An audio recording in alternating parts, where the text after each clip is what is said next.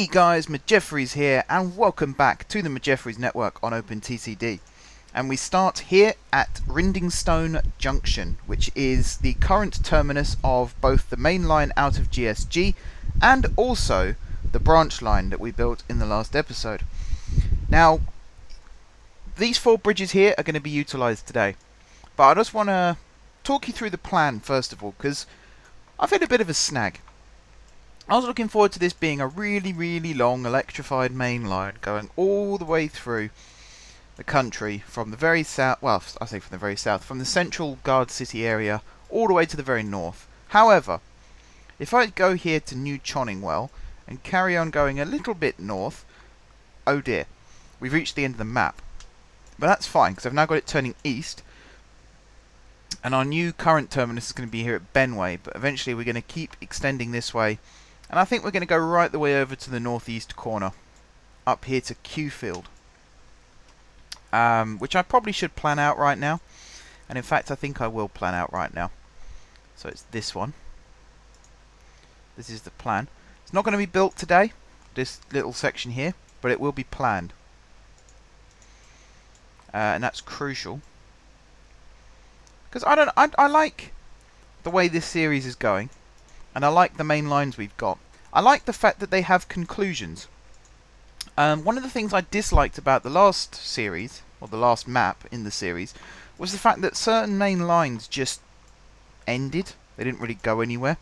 I never felt like they got their full conclusion that they deserved. So I'm pleased that we get the opportunity to do that here. We actually have to have some proper terminating main lines. And it comes up with a nice little scenario for us of how many services go the full distance and how many only go some of the distance. It's interesting. It's nice. But for now, we're going to build this main line. And we're going to stick with the principle that we've been making in the last few episodes of skipping out certain towns. So, for example, here, Inveningpool Falls is not going to have a station, but Fort Trading Hall is. Trading Hall. That sounds like an area of the city. Go to the trading hall. I know it's the trading room, but you go to the trading hall floor. That's what it sounds like. Now, I'm recording this on Tuesday, so I've had a chance to read some of the comments from Monday's episode. Tuesday's episode hasn't gone live yet, but one of the conversations, first of all, George De Silva has been the main contributor to the comments, and he said about, I was talking about the deep level tube lines, and will they have walk-through carriages? And he has said yes, and it's a thing that I completely forgot about, which I've also completely forgotten the name of. Where's my phone? Again, apologies if you could hear my fan. What was the initiative called? It was called New Tube for London. That's the one. For the Piccadilly line by 2021, George says. And that is a new type of tube train for the Piccadilly line, which will eventually be built on the Northern and the Jubilee, I believe. The Northern and the Jubilee tend to be classed together when it comes to like new train orders, etc. So there are currently new trains on order for the Northern line, which are also going to be used on the Jubilee line. I guess they're very similar in infrastructure, which is why that is the case. But I replied saying about there was a lot of dispute a little while ago about driverless tube trains. Most of the dispute, funnily enough, was from the unions saying, well, what's going to happen to our drivers? And again, it's a two-sided argument. It's like most things I talk about in these videos. It's a two-sided argument, but I'm siding with the driverless on this case. And I know in the past I've said driverless trains are a bad idea, but I stand by my statement that if it's a grade-separated track, like the Piccadilly line, the majority of which is not underground, you know, there are overground sections, but it's all grade-separated, there's no level crossings, it's all fenced off, it's all heavily guarded, driverless trains make sense. You know, driverless trains, they accelerate better, they brake better, they never miss their mark, which, when there's humans in control, that sometimes does happen. You then put platform doors on the platform edges so that people can't fall onto the track. So in terms of safety, it actually goes up. Platform safety increases because there's absolutely no way for you to get onto the track at all. The only way you can get through those gates is if a train's in the station. And even then, you know, there's no gaps or anything like that. So safety record will improve, no doubt. There are a lot of incidents on the tube, unfortunately, of people falling onto the track, or even in some cases being pushed onto the track, which is not very nice at all. So for that to be eradicated is good. And I don't know, I am a fan of driverless trains when used in the right areas. I don't like the idea in Australia still. I still think that's dangerous and doomed to failure. Having heavy iron ore trains going across the outback with nobody in control, it sounds dangerous still. Make of that what you will, but for me, it sounds dangerous. But something else which I wanted to talk about, because it was the subject of comments. No debate this time, just a follow-on from last episode. Dr. Beeching, our good old friend Dr. Beeching, who I used to hate because I read about him and read about what he did, and I thought he was a very bad man. But, again, speaking from a two-sided point of view, he was a bit of a genius, but even then, I still hate him. Basically, Dr. Beeching was the man who British Rail brought in to rescue them back in the 1960s. British Rail was losing a lot of money. You know, if you think about how much money is worth these days, imagine how much £2 billion was worth in the 1960s. It's a colossal amount of money. And that's how much British Rail were losing. So they brought in a man called Dr. Richard Beeching, who was actually the chairman, I believe. Let me check this as well. I'm just going to look this up really quickly because I want to make sure I get my facts right. He was part of a pharmaceutical company. I know that much. He was a physicist and an engineer. There we go. Let me just scroll down quickly. Right, so Ernest Marples, who was the Minister of Transport in 1961, he appointed Beeching as the first chairman of the British Railways Board. So he was basically head honcho. He was in charge of British Railways. Let me just pause the game for a second whilst I go through this. In fact, no, let's build whilst I go through this. Let's see if I can multitask. This station, by the way, that I'm about to build is going to be a crucial junction. So I want to make sure I get this right. As you can see, it's going to be 8 platforms, and it's going to link north to south with east to west, in this case. A bit like Farringdon on the old Crossrail Thameslink routes. But I'll explain a little bit more about how this station is going to work in a second, because I want to get this story out about Beeching. So, Beeching was a member of a pharmaceutical company. ICI, that's the one. He was technical director of ICI. He was also developmental director.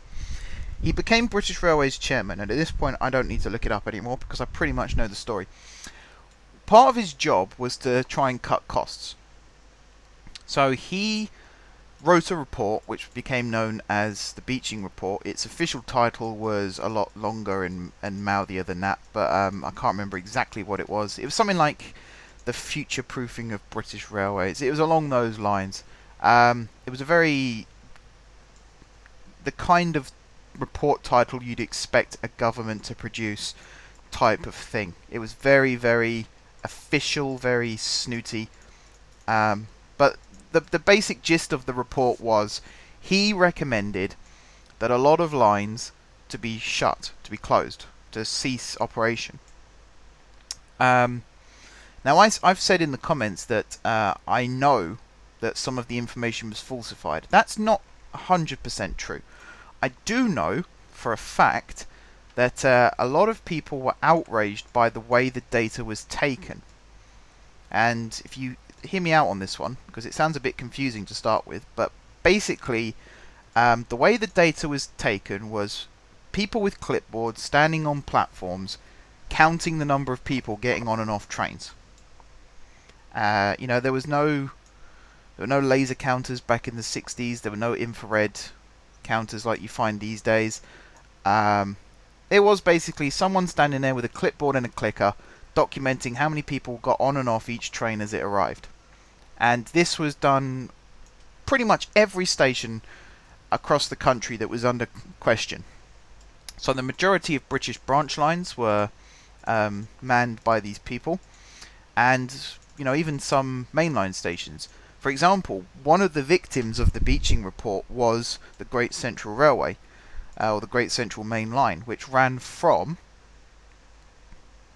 Marylebone, I want to say, up to Sheffield. And if you are aware of the Great Central Railway, the preserved railway, that was saved, or that was born because of this report, and because of the Great Central Railway, or Great Central Main Line. I don't really know what I think it was just called the Great Central Main Line, because of that being closed anyway. But I say that some of the information was falsified, some of the reports were falsified. And what I mean by that is, in some cases, the time that these people were there with the clipboards was deliberately chosen when the stations were at their quietest. Which sounds like foul play, and I imagine a lot of the people who lived near the areas that were affected screamed foul play, because it does sound a bit dodgy when you think about it. The times were deliberately chosen, or some of them were deliberately chosen. Some of them might have been purely accidental, but even then, something is a bit fishy. But some of these stations were only sort of documented during their quiet periods. And of course, you're never going to get useful data during those times of day. But that's what happened. So some rural branch lines, they were only viewed on their quiet days. So like a very quiet summer's afternoon, or sort of the middle of January, when no one's really going to be travelling large distances. And because of that, some people have said that the report was false. It should never have been taken as official data. It certainly shouldn't have been used as a report to justify closing down the majority of British railways. But, and it's a big but, this one, speaking from a neutral point of view, and I try and be as neutral as I can in these videos, but speaking from a neutral point of view, I can kind of understand why these lines were shut still, because it doesn't make sense to operate a railway that's making no money. It's unfeasible. It doesn't work. So in that sense, it's fairly logical. Having said that, I do agree with some people who say that the data was false. I think some lines should have stayed open, and I certainly think the Great Central Railway should have stayed open. Just the fact that it was a main line, north to south. It never really got the chance to fully exploit itself. It never really, it never got a chance. It never stood a chance. As soon as the report was published, that was it. It was gone. And you see these sad stories of one day the line was closed, the next day the track was gone. It was literally ripped up that quickly. And now, this was kind of the point I was making in this episode about why did these lines have to close. The Borders line is a very good example of this in Scotland. It was a line that was closed. They actually ran a funeral train along it down to London to protest it being closed, saying that you're killing our communities by doing this. Mostly ignored, as you'd expect, but the Borders line has now reopened, and it's been massively successful. It's carried way more passengers than was first predicted.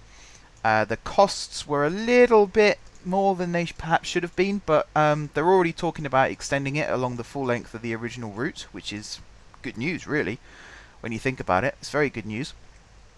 And they're talking about rebuilding other railways to that sort of standard. The one that really sticks out for me, people might remember there was a story a couple of years ago about a piece of track that has dated right the way back to the Great Western era, right the way back to the 1800s, that runs through a town called Dawlish. And I say runs through a town, it sort of runs alongside the town Dawlish, because Dawlish is right on the coast. It's on the south coast of England. Now Dawlish, a couple of years ago now, was hit by heavy rain, as most of the country was, and heavy storms. What happened was the sea level rose, the stormy weather made the water or the waves bigger than they normally would have been, and the entire sea wall along the front of Dawlish, where the railway ran, and still does run, was completely swept away, which meant that the track was essentially ripped up by the ocean. This is bad for a railway, and considering that particular route, the Riviera line, is one of the most scenic routes in the country, in that it runs right along the coast, literally under the cliffs, through tunnels, along walls that were built 100 odd years ago, and have stood the test of time in most respects, but finally gave up the ghost recently. Loads and loads of train services had to be cancelled because of it. And one of the arguments at the time was, if the beaching report hadn't existed, there would be another main line or another secondary route that would have run sort of more inland that could have been used as a diversion route. But that route was ripped up during the 60s as part of the cuts. Therefore, it doesn't exist anymore. And there's now talk of reopening it. I think some of it still exists as a freight-only line, and there's talk about it being upgraded to carry passengers again. But that's where I'm fully behind the decision of reopening routes, because a lot of money was lost.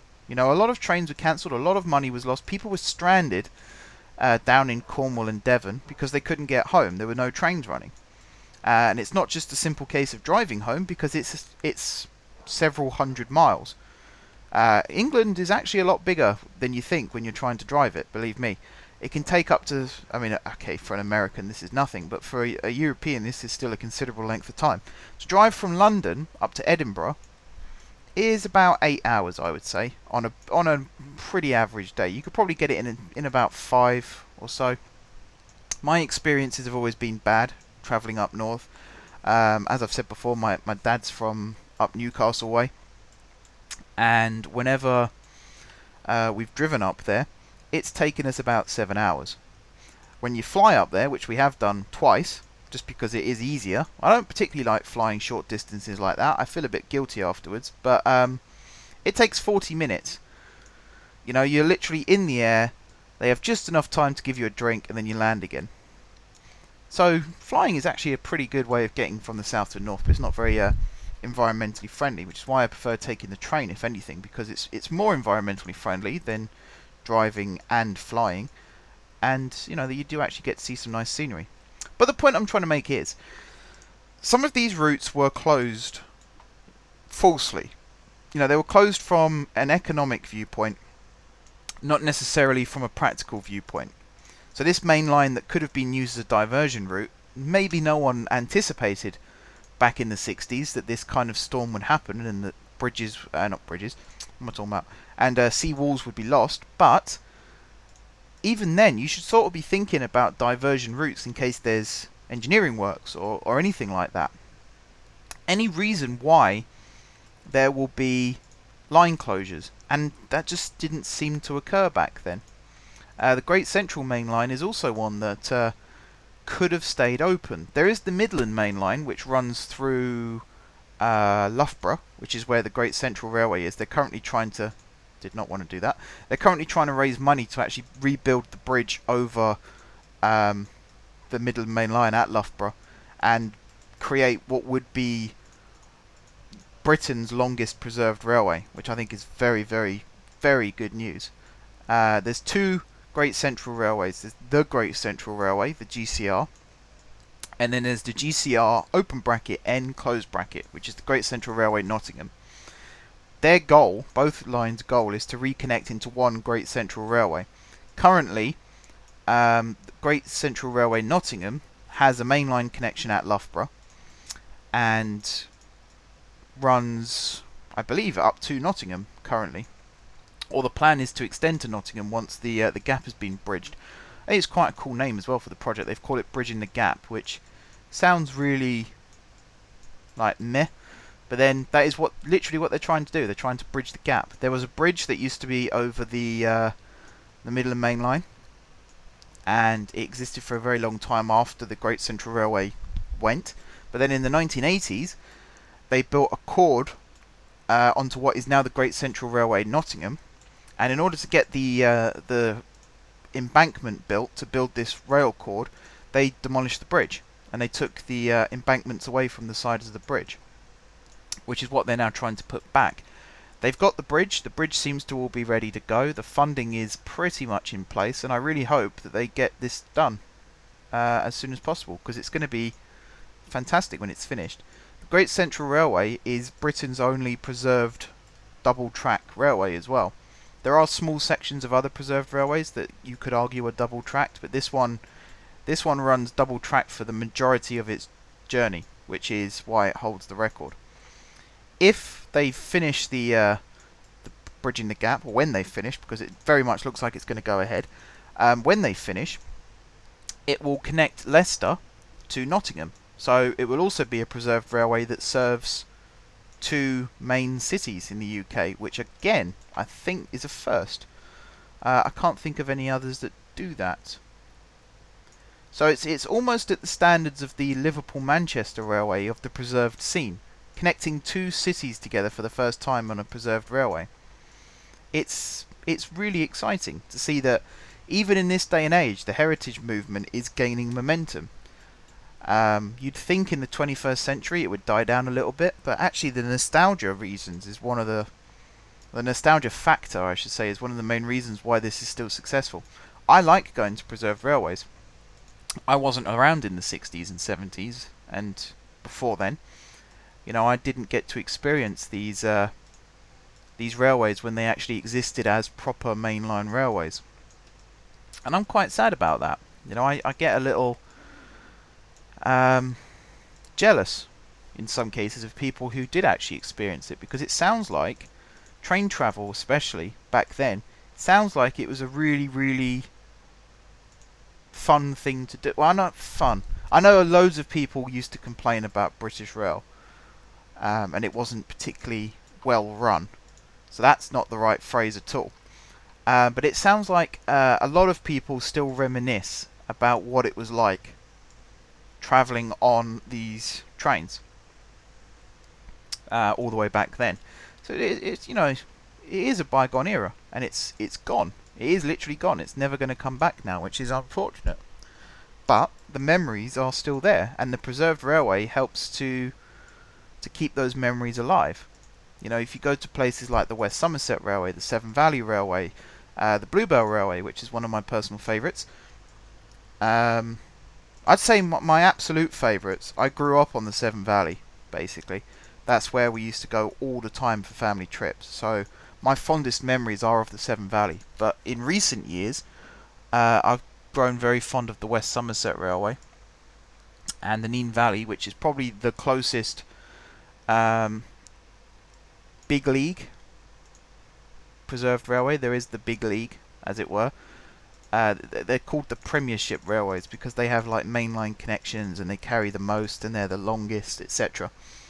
Sometimes I think it's a bit of an unjustified name, and there are one or two on there that I would heavily contest, but they are the ones.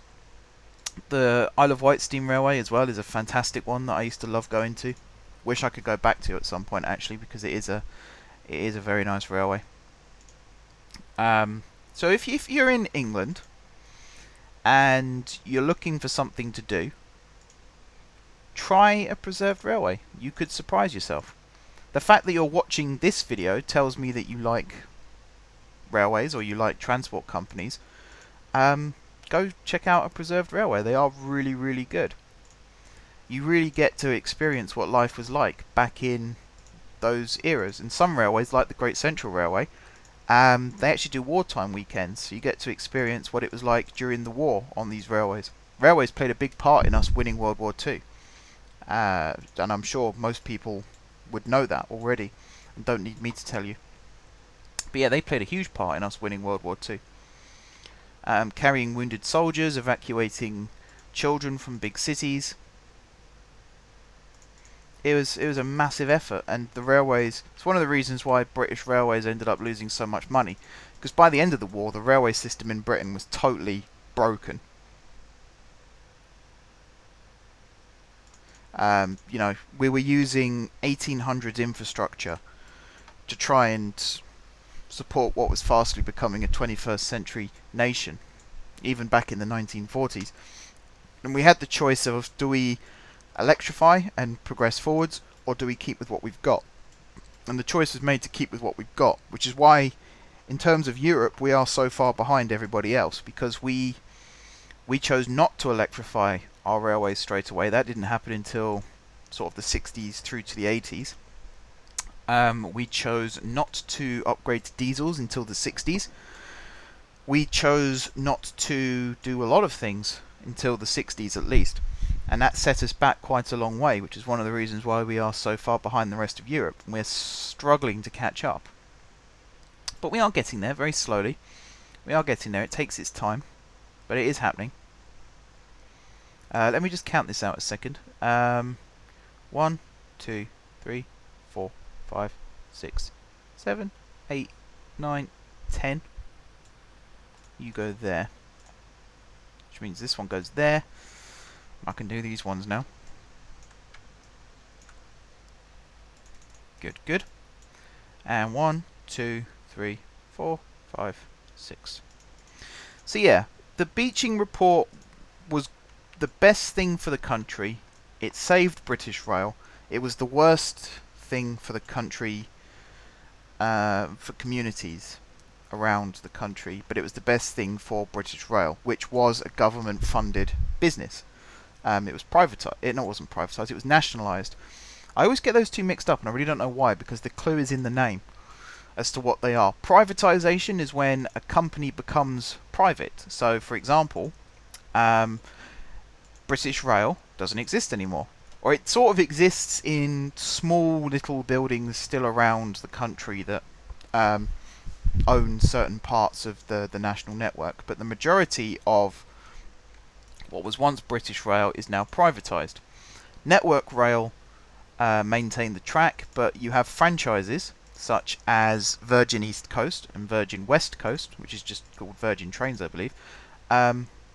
They are the ones who actually run the trains. They're the ones who own the rights to run their trains on those tracks. That's what a franchise is. And every now and then there's a competition, tenderization, as to who gets the rights to run the track next. And I don't quite get how it works, because there's a lot of controversy about it a lot of the time, which again is a little unfortunate. I think sometimes maybe too much is read into these situations, but there was one recently. Virgin lost the West Coast main line, I think it was, the rights to the West Coast main line, and there was a big fallout over the tender process, and there was calls that it was fixed and all of that sort of thing, to the point that it was run again and Virgin won. So they still own the rights to that piece of track. They still own the rights to the West Coast main line. They can run their trains up and down the West Coast main line. That to me also stinks a little. The fact that they happened to call for it to be done again, and then they just happened to win that recall. But I don't know. Maybe that was what was meant to happen all along, and because of the alleged fix, it didn't happen that way. I don't know. It's not for me to say. But that happened. It wasn't particularly pleasant when it happened, but it happened. And there was talk of Richard Branson just completely dropping out of the rail scene and taking all of his companies with him, which was one of the things that pressured Network Rail, I think it is, who actually run the... Or it might be the Department for Transport, actually, who were in charge of that sort of thing. But yeah, they redid the vote, or they redid whatever the... I don't even know how the process works. I know that they bid, so there's money involved, but I don't actually know, like, how does... Like, is it the best bid wins, or is it... They make all these promises. It's like an election. They make all these promises to fix track and get better trains running and all that sort of thing, and that's what wins them the vote. I believe it goes down to a vote. And a lot of these companies don't deliver. There's actually one of the famous stories is East Coast, the franchise East Coast, which was won by National Express, which is, well, I thought until very recently it was just a coach company, but actually they do run quite a few rail companies as well. They run some franchises, and they won the East Coast franchise back in 2007, I think it was. And then in 2009, the franchise was taken off them because they were failing to keep up with payments. And that's when, in fact, it was called National Express East Coast, and then it just got changed to East Coast, and for quite a long time was run by the government until Virgin took over. It was an interesting one because it was a government-run railway. It was almost like the days of British Rail again, which for me I'd never experienced properly because I was way too young to remember. I remember the Network South East days, but everything apart from that I was too young to remember. You know, my experience with franchised railways has been pretty good. Where I live, you know, through Hertfordshire and down into London, we've had currently we've got Govia Northern and Thames Link, which is not brilliant. I'm not particularly pleased with that one. But before that, it was First Capital Connect, which was all right, and before that, it was Wagon, which I just about remember as being okay. I don't remember having any problems with it. So I'd say it's been fairly consistent where I am. But I know I'm very lucky with where I live, this close to London, that we have good rail service. I know that Zest Husky says a lot on his videos about the rail service up in Manchester isn't brilliant, but it is being invested in right now, which is another reason why I think this whole thing about London gets favouritism for rail projects is a little bit BS at the moment, because there's so many projects going on around Manchester, for example. They're building a new part of the Metro link called the Second City Crossing, which, you know, they've literally carved a hole through the centre of Manchester and are building a tram line through it. Simple reason is so they can get more trams running through the city centre every day. That's literally it. They're adding 2 new stations and that's it. So for me it feels like a bit of a wasted effort, but apparently it's a really good idea. There's a piece of track going in called the Ordsall Curve. Ordsall, Ordsall. I hope I'm pronouncing that right. And that's very controversial, that one, because the Liverpool-Manchester Railway is the world's first intercity railway. Literally the first railway in the entire world, in history, to connect 2 major cities together. Funny enough, they were Liverpool and Manchester. The controversy arises because the original station in Manchester still exists. It's part of the Museum of Science and Industry in Manchester. And they actually have track outside, and they run demonstration trains of the era, or replicas of the era, I should say, up and down the track. And it's a really cool thing. You know, they've kept a piece of history. Unfortunately, the mainline connection that actually connects the Museum of Science and Industry to Network Rail has been severed.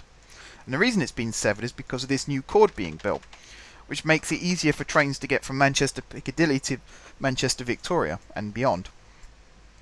And my upset, the reason I'm so upset, is because High Speed 2, they're so careful to not upset anybody that they're building the majority of it out in the country through tunnels, which is making it cost more, and then people are getting upset because of how much it costs. And yet, in Manchester, they're more than happy to basically ruin forever a piece of our railway history to put in a new piece of track. Yes, it's needed. Yes, it's going to be used and it's going to be worthwhile. But I still get upset knowing that it's gone forever. You know, they tried to fight it. There was all kinds of campaigns set up to try and save it, and they failed. So from, I think it's next year it's finished, that's it. You know, the Museum of Science and Industry will be open still, the station will still exist, but they won't be able to get trains in and out anymore, which was a big part of what made it work, really. And it will be affected by it. And this is a museum, you know, it's a free-to-enter museum. It's part of the Science Museum. So it is very controversial that they were allowed to do this. The heritage section of whoever was in charge of awarding this this contract should have actually appealed it and said you can't do this. That's what I feel, but they didn't. The reasons behind that, I've no idea, but it didn't happen. So the project is going ahead, which is really sad. But that's politics, I suppose. It's a needed piece of track. It is going to change the railways up north, and it's going to be for the greater good overall. It's just a shame that it has to involve severing a piece of history. That's what makes me sad. If it wasn't for that, I'd be all for it. I think it'd be a brilliant idea. It's just a shame that it has to go that way. Anyway, you can see right now we are nearly done for this connection. How are we doing for the episode time? We've gone over half an hour again, guys. Can you believe it? It's funny when I talk a lot whilst I'm building stuff, and if I talk about other things whilst I'm building stuff, I completely lose track of actually how long I've been going for. Whereas normally when I'm actually building, I'm constantly keeping an eye on the time whilst I'm talking about what I'm doing, because I'm constantly aware that you know, at some point video has to end. So it is interesting to see how that works. I'm currently extending some of these existing services just to get them further north, basically. What are you? You are all stopping, aren't you? GSG to WJ, all stopping. GSG to WJ.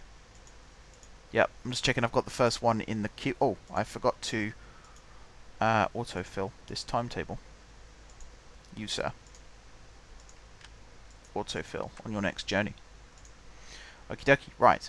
So you get to junction, which is a long way down. There it is. And then from here you continue on your journey. I'm going to have to invest in some more trains for this route at this rate. It's one of these things I do between episodes, is I actually watch the trains en route. It's one of the reasons why the time progresses so fast now between episodes. It's not because I'm doing building or just watching time progress. All I'm doing is watching these trains go through to make sure that they're actually going where they need to be going. And it's amazing just how,